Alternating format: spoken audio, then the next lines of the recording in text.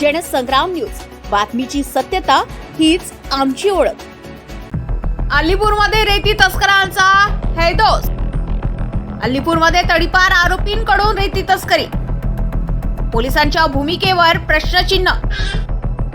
तडीपाराचा आदेश धाब्यावर, संदेश मात्र जोरावर।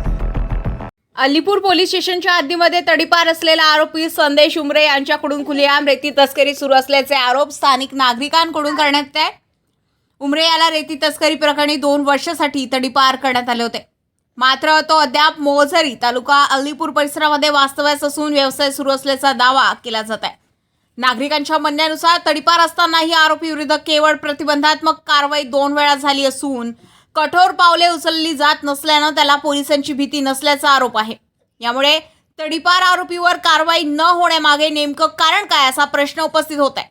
या प्रकरणामध्ये अलीपूर पोलीस स्टेशनच्या ठाणेदारांच्या भूमिकेबाबतही शंका व्यक्त केली जात असून आशीर्वाद असल्याचे आरोप केले जात आहेत। दरम्यान नवनियुक्त पोलीस अधीक्षक सौरभ कुमार अग्रवाल यांच्याकडून या प्रकरणाची चौकशी होणार का, तसेच तडीपार आदेशाची अंमलबजावणी का होत नाही अशी मागणी नागरिकांकडून होत आहे। या विषयावर अलीपूर पोलीस स्टेशनकडून अद्याप अधिकृत प्रतिक्रिया मिळू शकली नाही।